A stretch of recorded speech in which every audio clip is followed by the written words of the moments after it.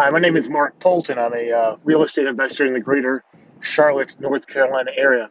I'm what you would call a no frills, no thrills real estate investor. If you're looking for somebody who's got a big fancy car in the background, really shiny studio office, or wants to sell you a $19.95 a month subscription to their newsletter, I'm not that guy. Go check out a different channel. You may notice I'm wearing black hoodie today. It's very cold when I have the black hoodie on.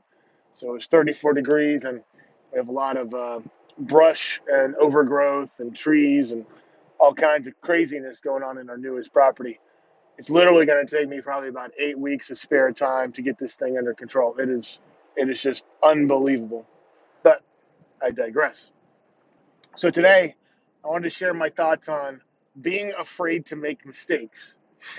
So in life, especially when we grow up through primary school and even into secondary school, that's college, we're taught mistakes are bad.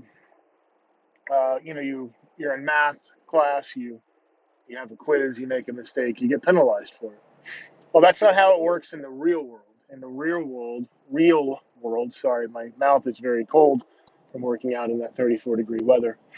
We It's a very different situation. We need to make mistakes. You have to make your mistakes.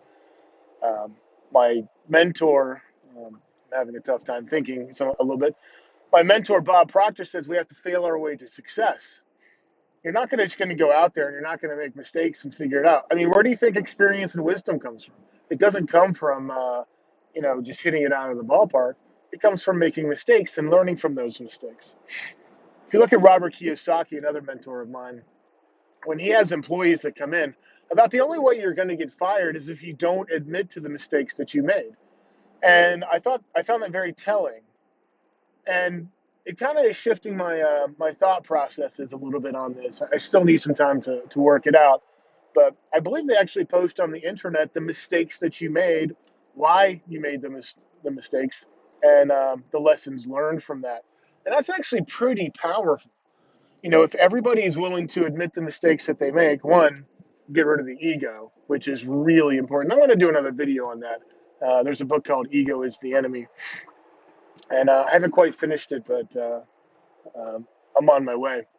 And, you know, I work for a large technology company, and our group and other groups continually make the same mistakes.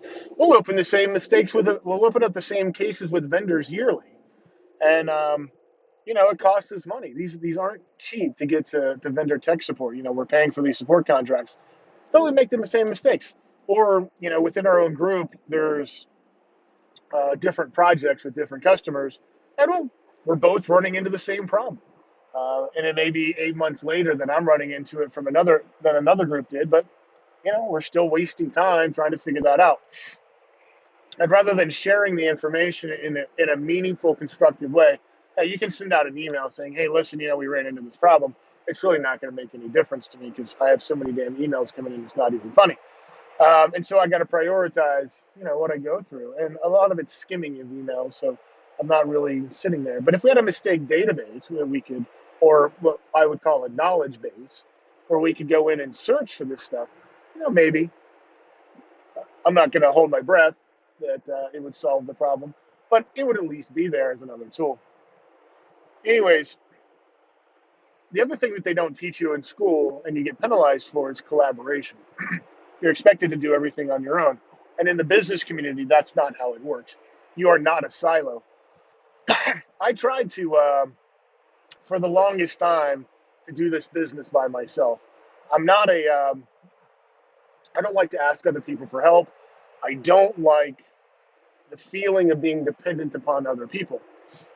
And unfortunately, you maybe you could be successful at this business by yourself.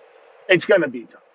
You're going to need attorneys. You're going to need CPAs. I need wholesalers. I need contractors. I need I need you know just all kinds of different people. And a team on my team. I need a bookkeeper. We You're just not going to be able to do it yourself. There's just not enough. You need to be out there concentrating on money making activities, not on bookkeeping entries. And I'm not putting down bookkeeping. You need to understand it and you need to do it for a little while, but that doesn't need to be something you need to be doing 10 years into this business. Anyways, so the and that's another thing you're going to fail at. I failed at bookkeeping several times until I decided I was going to sit down and learn it. I failed at my tax returns until I sat down and learned it. And I'm not afraid to implement processes and try things out.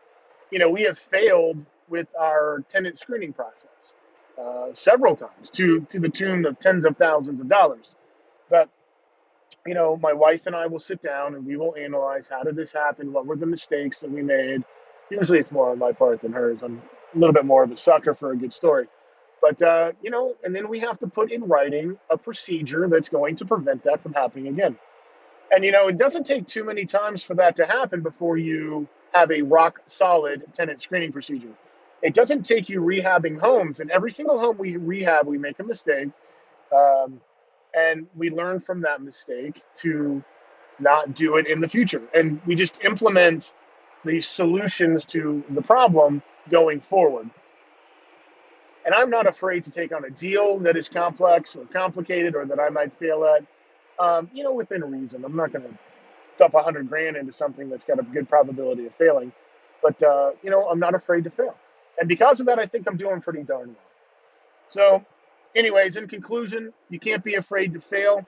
If you're one of those people that cannot fail, that it's not in your lexicon, that could be good, but realize you're going to fail. Unless you have like an IQ of like 250, you're probably going to fail pretty regularly.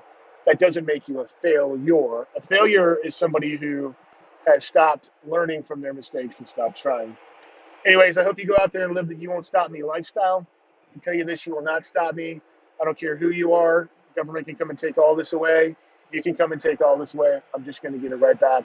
Financial freedom is literally just around the corner. I wish you success.